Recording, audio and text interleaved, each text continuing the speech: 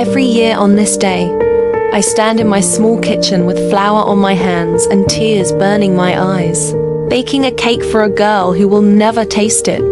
Today marks 6 years since Alice should have turned 28. I light the candles, one for every year she should have lived, and I whisper the same broken words I've whispered since the night she died. Happy birthday, Alice!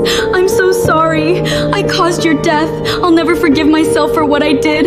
I miss you. The flames dance in the quiet. For a second, I can almost hear her laugh. That soft, warm voice that once made everything feel right. Then it fades, and I'm left alone with the guilt that has become my shadow. My name is Betty, and Alice wasn't just my best friend. She was my soulmate. We met on the very first day of freshman year. I was hurrying across campus, arms loaded with books and anxiety, when I crashed into a quiet, determined girl carrying a worn backpack and the quiet strength of someone who has earned every step she took. She was an orphan on full scholarship. I was the only daughter of a wealthy family. None of that mattered.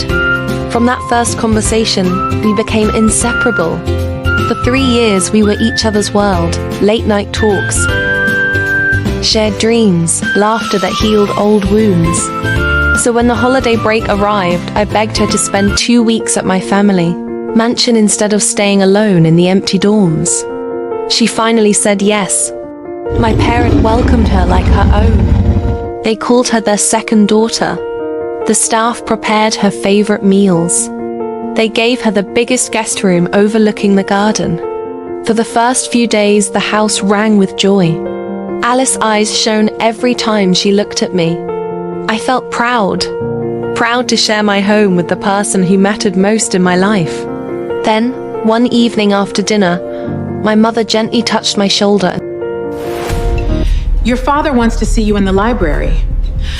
Yes, Mother.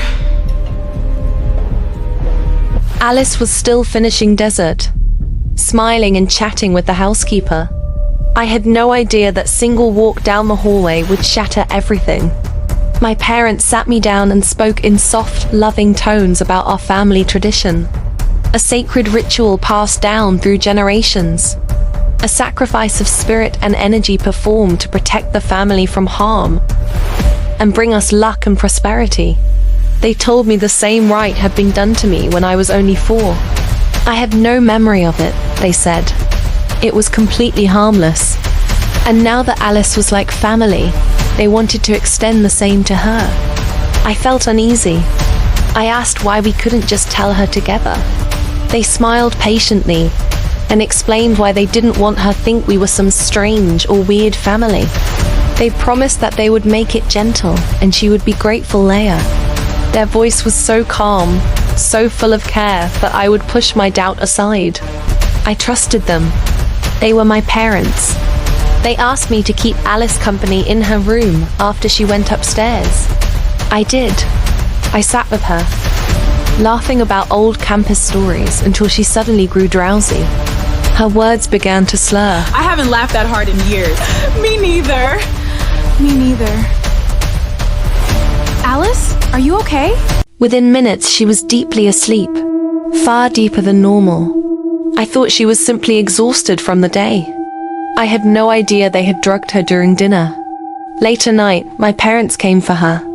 They carried her unconscious body while I followed, confused and increasingly anxious. They led us into the basement, the place I had been forbidden to enter as a child. I had always noticed the pattern.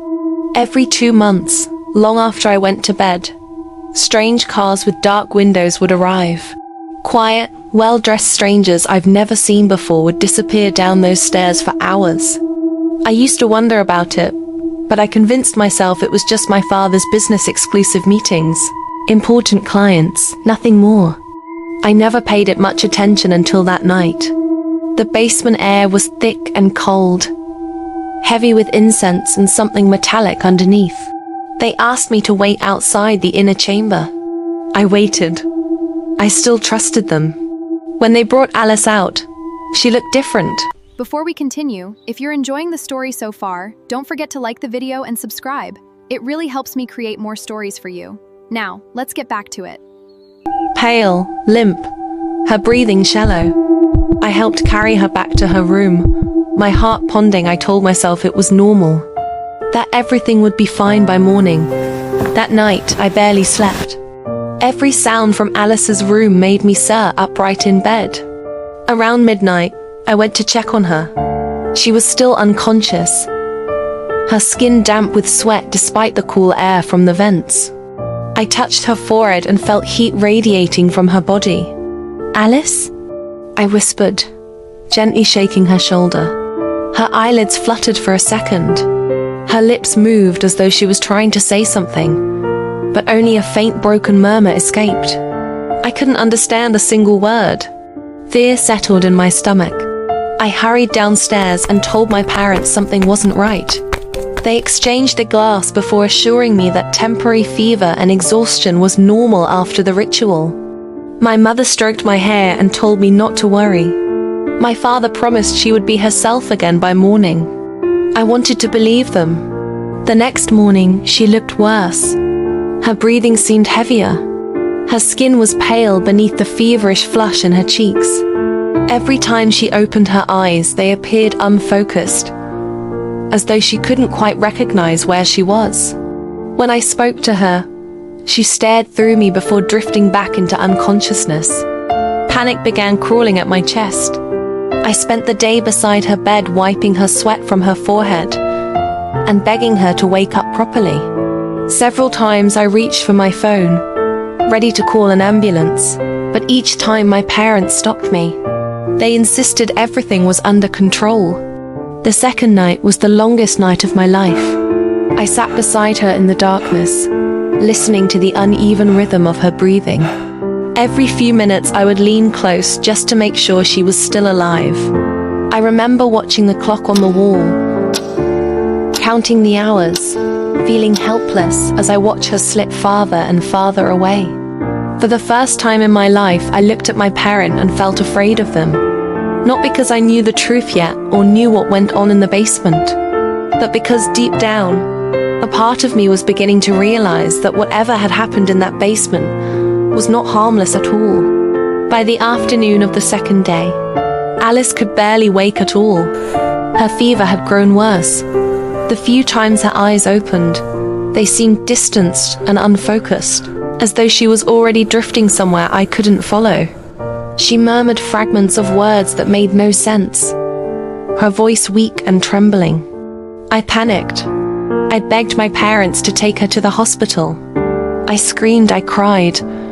I threatened to call an ambulance myself. Every time, they had another smooth excuse. Private doctors were coming. The ritual sometimes caused temporary weakness. Hospitals would ask dangerous questions about family matters. I stopped trusting their reassurance, but I was trapped. Every attempt to help Alice seems to hit a wall built from their calm voice and endless explanations. I spent every moment at her bedside, holding her hand and praying for her to wake up properly. She never did. 2 days later, Alice slipped away forever while I was holding her cold hands and begged her not to leave. Please don't leave me. I need you. I can't do this alone. Please. My parents stood over her body and told me she must have carried an evil spirit, that the ritual had already exposed what was already wrong inside her, that none of it was their fault. I believed them for exactly 3 weeks. I returned to campus alone. Our course mates kept asking if everything was okay with Alice. I had no answer that didn't taste like poison. Every empty seat beside me felt like an accusation. The guilt ate me alive. Every laugh in the distance sounded like hers. The more I thought about, the clearer it became. The restricted basement, the strangers every 2 months, the way my parents' voice changed when they spoke of the tradition. They hadn't protected Alice. They had sacrificed her to whatever darkness lived down there.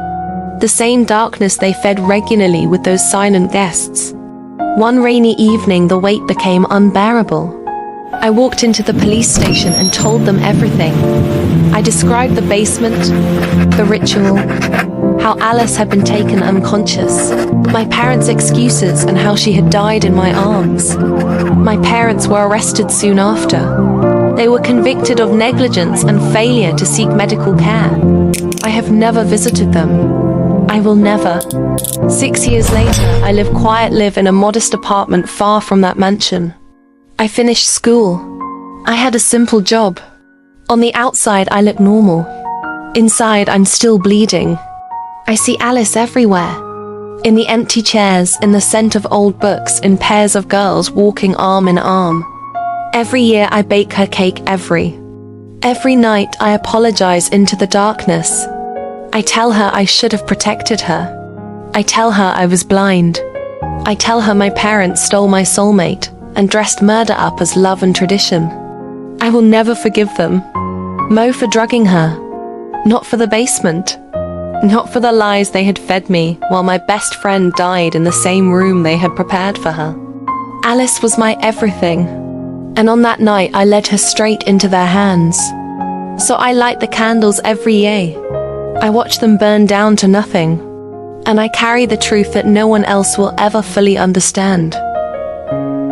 Some traditions aren't sacred. They are evil wearing a family smile. And I will live with that knowledge until the day I finally meet her again and beg her for forgiveness face to face. Thank you for watching all the way to the end. If you enjoyed this story, don't forget to like, subscribe, and turn on notifications. That way you'll never miss the next story. I can't wait to see you in the next one. Bye for now.